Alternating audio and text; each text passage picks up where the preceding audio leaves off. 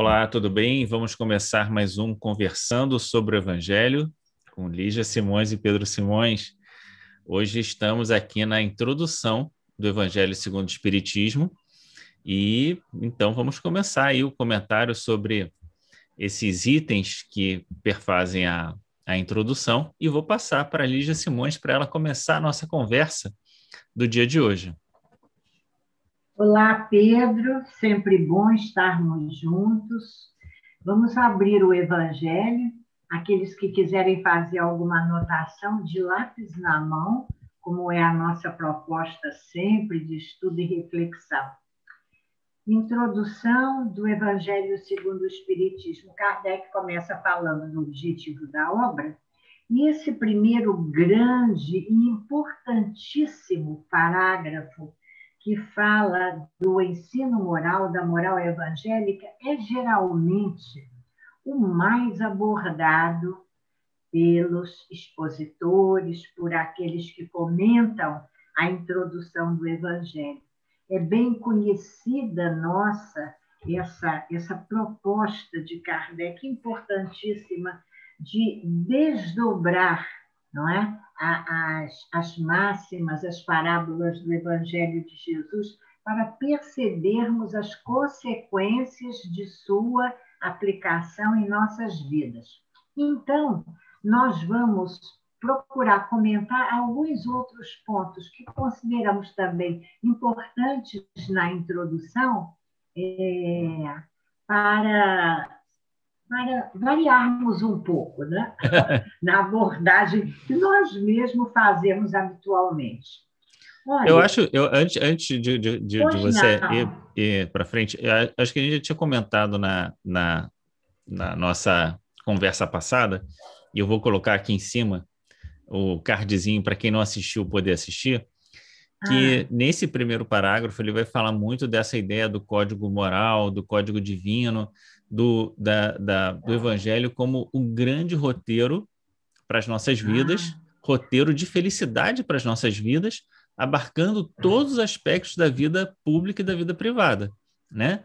Então, eu acho que esse é o motivo de que as pessoas procuram o Evangelho prioritariamente, né? Exatamente para ter um norte na vida. E aqui, exatamente, Kardec vai, no início da introdução, dizer, se está no caminho certo. Aqui é o mapa do tesouro. Mas vamos lá, o que mais tem além disso? Então, vamos lá.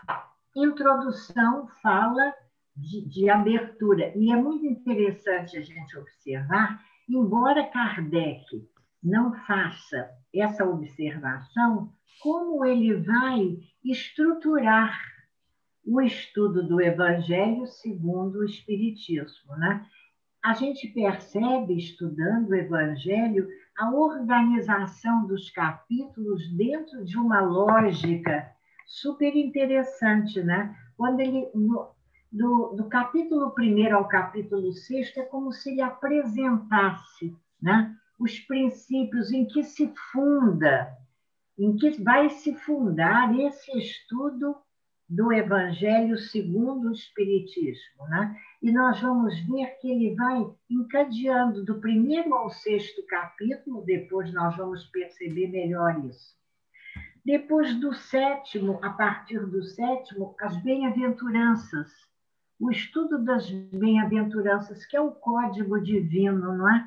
Não precisaríamos ter mais outro livro para ser roteiro, se tivéssemos e estudássemos e compreendêssemos e vivenciássemos as bem-aventuranças como roteiro de felicidade. Depois, Kardec, a partir ali, eu acho que do capítulo 16, 17, ele vai estudar parábolas, algumas máximas de Jesus e termina com as preces espíritas. Então, já nessa organização, nós vamos perceber o método, a valorizar o trabalho de Kardec na sua objetividade, na sua profundidade e seriedade. Muito bem. Posso fazer uma observação sobre isso? Com certeza. Eu gosto de pensar assim, que no início, esses capítulos iniciais que você falou do 1 ao 6, eu acho que esse é um roteiro para a gente ter para observação dos argumentos que são usados quando você tem uma explicação espírita. Uma explicação espírita que não leva em consideração os conceitos que estão no Evangelho do capítulo 1 ao 6, pode ser espiritualista, pode considerar uma coisa ou outra, mas não é espírita, porque ali tá o fundamento, a vida futura, a reencarnação e tudo mais. As bem-aventuranças. Agora, o capítulo 17 é sede perfeitos. Uhum. Então, do 17 para frente, ele começa a dizer assim, buscai e achareis. É como se ele estivesse dizendo, olha, o 17 é sede perfeitos, né? Depois, depois tem o buscai e achareis, né?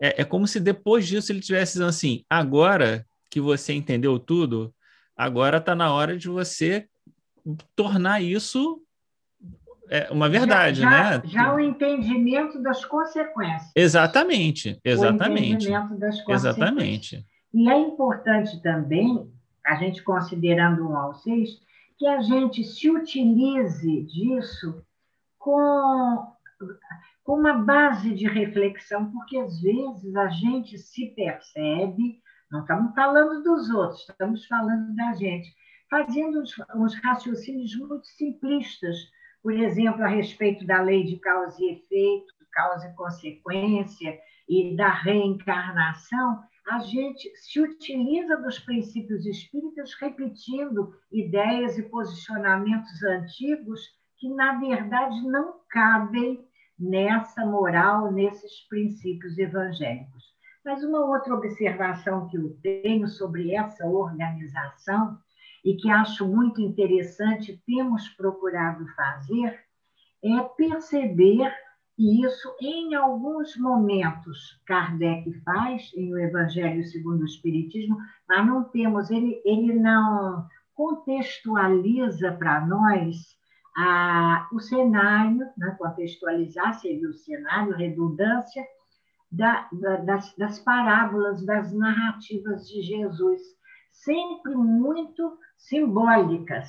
Tudo que ele usa, não é, nas suas parábolas, que são narrativas alegóricas, tem um simbolismo. Então, é muito interessante, porque a gente percebe que Jesus fala para os homens daquela época, não é? Se utilizando de símbolos conhecidos por eles.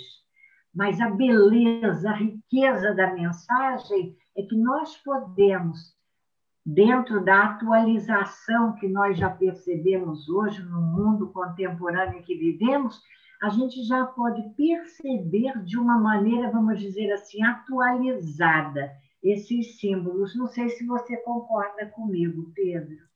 Não, sem dúvida. E tem uma outra questão que ele vai falar exatamente aqui também na introdução, porque a introdução é para isso, né? Para mostrar ali algumas chaves de entendimento do que ele vai falar para frente, de que era preciso restaurar alguns conhecimentos que se perderam no caminho de noções fortes que faziam parte da época de Jesus e que foram meio que desvirtuadas no caminho, né?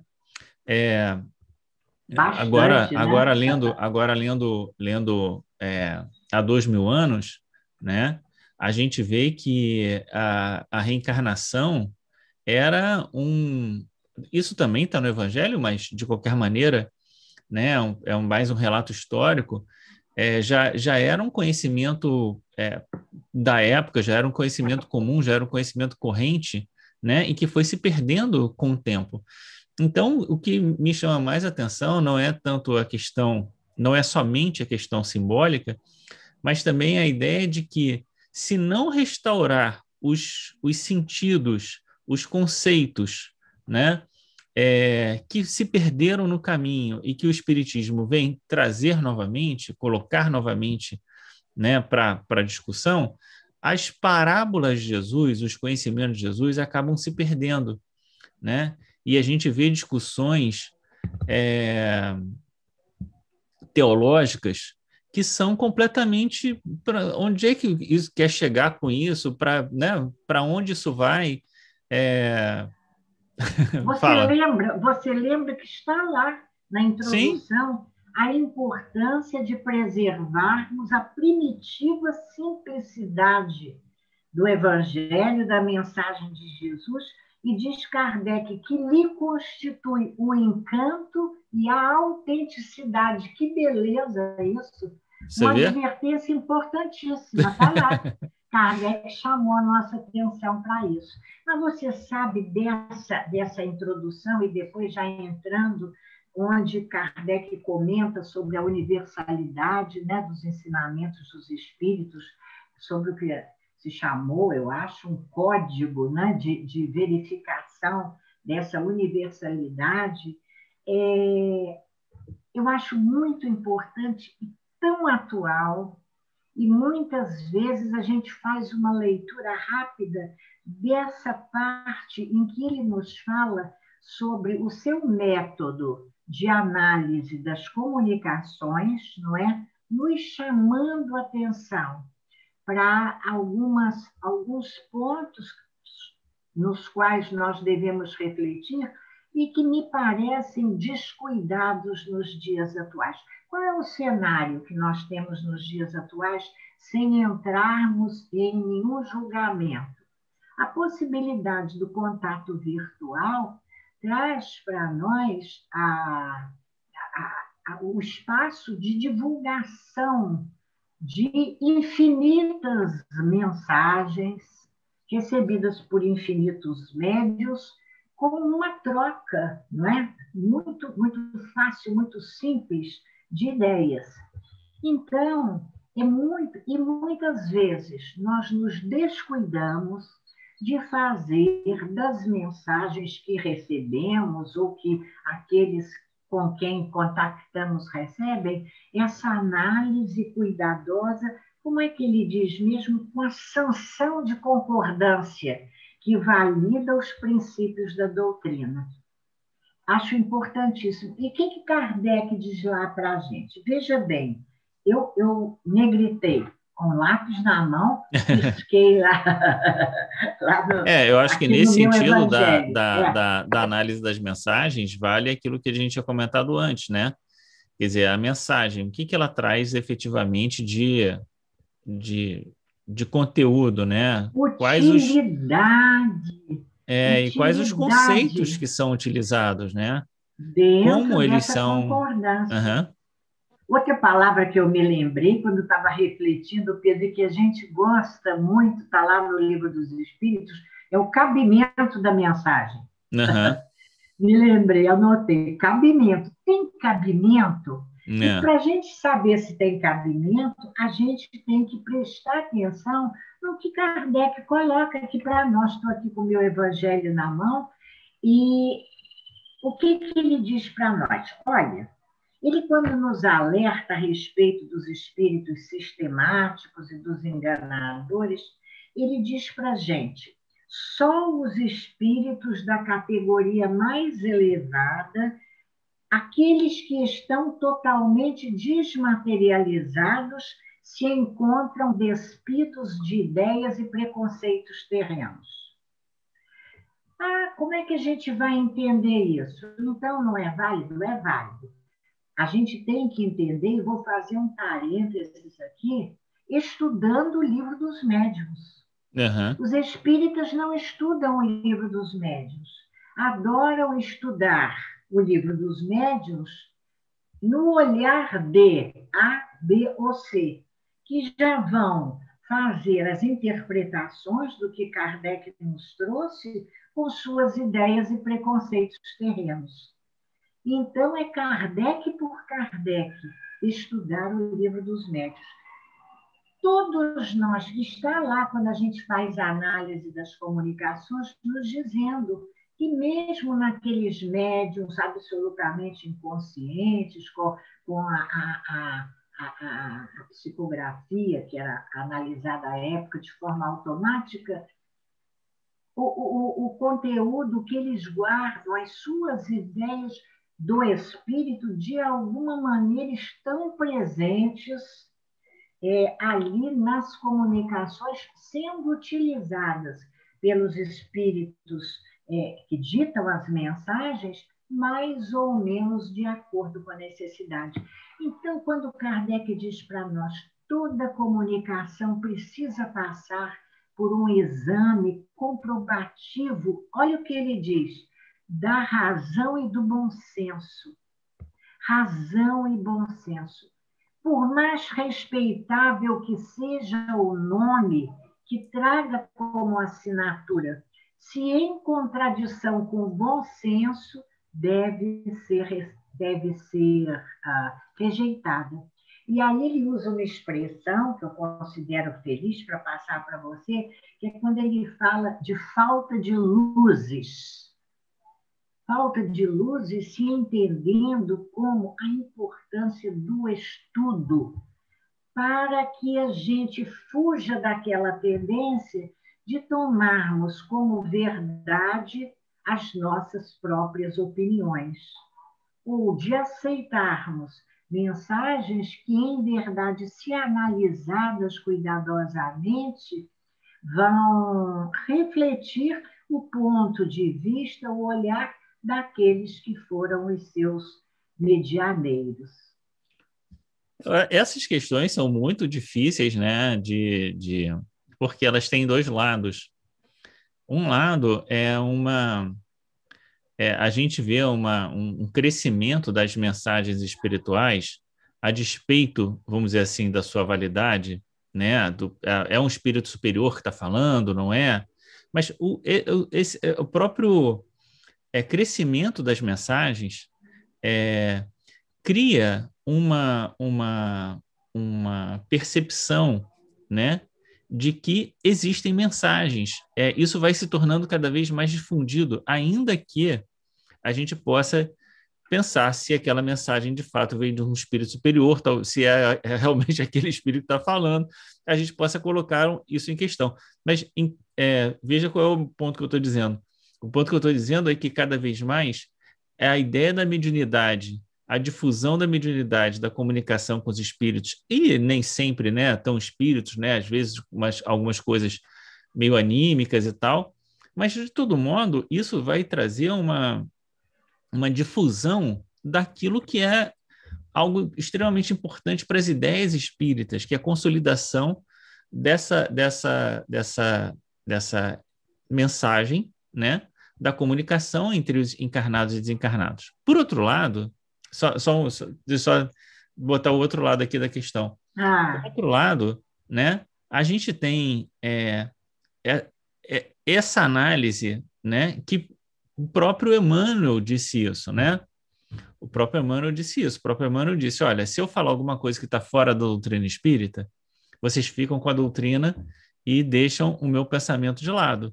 E Emmanuel foi questionado diversas vezes sobre exatamente se aquilo que ele estava dizendo estava na doutrina mesmo ou não. Então, existe aí uma questão de se analisar com cuidado, com atenção. Isso é um grande exercício. Eu acho que a gente está nesse exercício, né? Todos os médios que têm trazido essas mensagens, e não só os médios, mas também as pessoas que têm consumido essas mensagens, estão nesse exercício. E que é um exercício, vamos dizer assim, novo, vamos dizer, né? Com a difusão de tantas mensagens e tantas ideias, a gente está nesse exercício novo de agora temos que aprender a peneirar tudo isso e a saber, de fato, aquilo que nos é conveniente aprender. Aquilo que está concordando com os princípios básicos da doutrina espírita. Analisando, vou responder com Kardec. Tenho aí algumas questões na sua colocação, mas prefiro responder aqui com Kardec. Olha o que ele disse. Necessidade de vigilância quanto às instruções traduzindo opiniões pessoais dos espíritos comunicantes. Porque nós temos uma tendência de achar, não, houve a comunicação, havia um espírito se comunicando, havia, não há a menor dúvida. Gente, que espírito? De que categoria? Trazendo que ideias? Vamos voltar a Kardec. Só aqueles totalmente desmaterializados estão despidos de ideias e preconceitos terrenos. Então, mesmo o nosso Emmanuel, com todo respeito, ele enfoca o Evangelho de um ângulo que era muito particular a ele pela sua história natural. A própria história. No final, a gente vai considerar, mas antes, para a gente não saltar uma etapa aqui no meu raciocínio, eu queria lembrar isso, quer dizer, olha o que ainda Kardec diz aqui na introdução, porque eu quero Kardec por Kardec, conversando com Kardec. Ele diz: os espíritos superiores têm cuidado em fazer revelações. Eles fazem em tempo certo, quando as circunstâncias são propícias, à medida que a inteligência se mostra apta a compreender. Espíritos levianos, palavras de Kardec, a tudo respondem. Olha, nem vou comentar, porque nós temos aí uma safra de espíritos capazes de falar de todos os temas, de todas as filosofias, de todas as ciências, impressionante. Esquecidos de que estamos ainda num patamar de evolução de segunda categoria. Então, não vamos ter junto a nós esses espíritos com essa sabedoria maior para nos trazer uma verdade completa, se a gente pode falar assim, não é? Lembrar que eles estão trazendo, e que, olha, a advertência de Kardec, trazem muito de suas ideias, do seu ponto de vista, bons espíritos, mas com o seu ponto de vista, a sua maneira de olhar. Muitas vezes, num processo de sintonia com o pensamento do médium, o que é até natural. E da época também, né? Da época, importante, porque nós vamos ver, por exemplo, em O Evangelho segundo o Espiritismo, eu não sei, Pedro, se você observa isso, em alguns momentos, nós esbarramos com expressões usadas pelos espíritos e hoje em dia, por exemplo, a ideia de castigo, a gente vê sempre como oportunidade de aprendizado, não vem, mas é frequente a utilização do vocábulo castigo. A própria ideia de pecado, né? A ideia de pecado. Quem eram os espíritos? Deus castiga. Em algum momento, colocações de um Deus levemente antropomórfico. Mas quem eram os espíritos que trazem essas mensagens?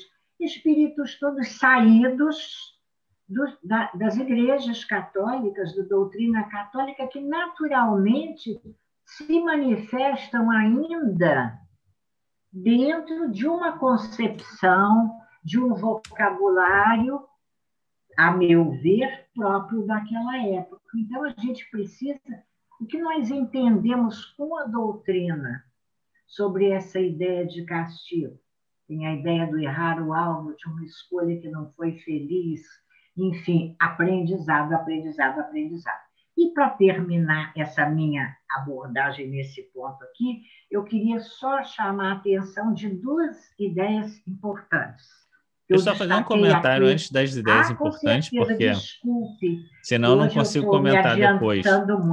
É que, assim, a gente tem que fazer uma diferenciação entre a ideia de revelação do conhecimento trazido pelos espíritos na codificação das demais mensagens que tem, né? Que foram pós-codificação, vamos dizer assim, né? Aquele momento de revelação, propriamente dito, foi um momento que não tem precedente, né? Nem precedente, nem, vamos dizer assim, né? Nada igual posteriormente àquilo. Então, a ideia de você ter mensagens semelhantes em diversos lugares diferentes, com médiuns diferentes, isso não se observa mais, né? Então, isso é impossível. Isso é impossível, isso não vai voltar mais. Isso não vai voltar mais. Então, toda a vigilância que a gente tem que ter com as mensagens a partir de agora estão relacionados a tudo aquilo que você comentou. Mas tem um outro elemento, quando você falou da questão antropomórfica de Deus, que foi exatamente uma dificuldade, a despeito de Kardec ser um espírito elevado, como está lá em Cartas e Crônicas, né? A despeito disso, claramente dá para perceber na codificação algumas passagens em que os espíritos dizem assim, olha, a gente já falou isso, ou, se você quiser, pode deixar assim. Por quê? Porque a ideia do espírito é uma, mas ele não está conseguindo traduzir isso, né? Ou Kardec não está conseguindo traduzir isso. O próprio Kardec, em alguns momentos, você vê que ele passa uma ideia de época. Tanto hoje a questão... você não vai seguir mais aquilo ao pé da letra, vamos dizer assim. Você tanto tem que interpretar. A questão de leis é uma questão muito própria da época, da ideia de que tudo é regido por leis, inclusive a vida moral é regida por leis. Isso não é de Kardec, não é dos espíritos, isso é da época. E essa questão de Deus que a gente estava comentando, que Kardec coloca lá os 10 pontos, onisciente, onipresente, os espíritos dizem assim, se quiser deixar assim, deixa, mas Deus é muito mais do que isso. Se isso é bom para vocês... A própria ideia de que Deus é perfeito, né, de perfeição de Deus, é uma falsa ideia, porque Deus perfeito é aquilo que se torna perfeito, né? Perfectível, né? Mas Deus não... Ou Deus já... Né? Essa ideia de Deus é muito complicada, mas vamos seguir aqui na conversa aqui. Eu queria só rapidamente marcar 3 pontinhos. Primeiro, a gente encontra... Nós estamos aqui fazendo colocações que estamos deixando, né, para aqueles que, porventura, nos ouçam, refletirem conosco, lembrando que Kardec fala da importância do conflito de ideias, não é? Necessário. Isso é muito importante. O educador Gadotti diz que, sem o conflito de ideias, o diálogo é ingênuo. Então, mas muitas vezes nós tememos o conflito de ideias sem perceber que eles vão nos ajudar nessa reflexão, a importância de ouvir o outro, de perceber a maneira dele construir. E quanto às opiniões, e aí é um ponto importante, Pedro, olha o que ele diz. É preciso, nós falamos, não dá mais para verificar em concordância com outros médiuns que nós não conhecemos, em lugares desconhecidos, porque hoje em dia a comunicação acontece em segundos no mundo inteiro. Mas eu penso que a gente pode fazer esse exercício da concordância com o que está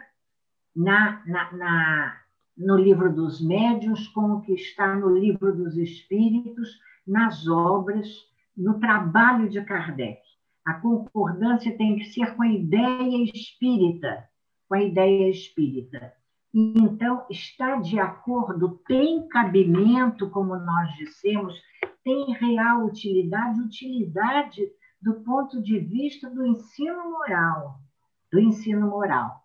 para que, aí, a questão da análise das comunicações, olha o que Kardec diz, as individualidades se apaguem, porque o realçar da personalidade, das individualidades, se constitui em um sucesso para o orgulho humano. Que importante, não é?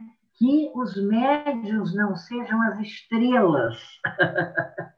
As estrelas, perigosíssimo para para o ego humano, muitas vezes ocupando em nós um espaço de prioridade ante o eu divino que existe em nós e que precisa crescer. Você concorda comigo?